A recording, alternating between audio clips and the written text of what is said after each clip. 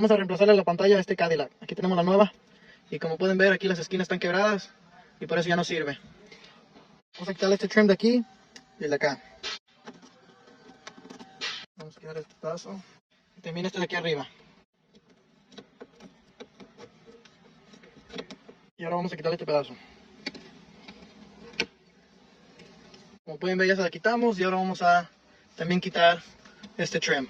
Y como pueden ver aquí, tornillos. Aquí hay 2. También acá arriba hay unos, creo que hay 3. Y acá también hay 2. Vamos a quitar esos para que podamos sacar la pantalla.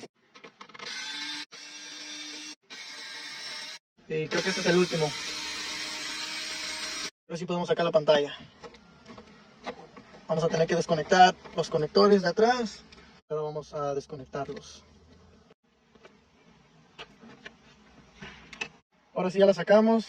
Y ahora tengo que quitarle estas partes y transferirlas a la nueva.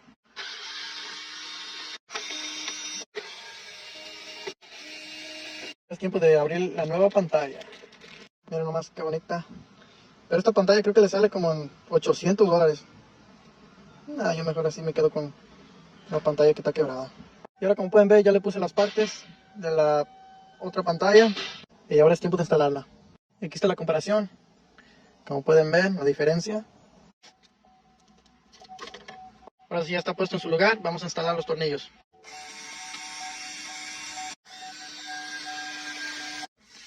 Ahora voy a instalar esta pieza que va aquí arriba. Sí, mero.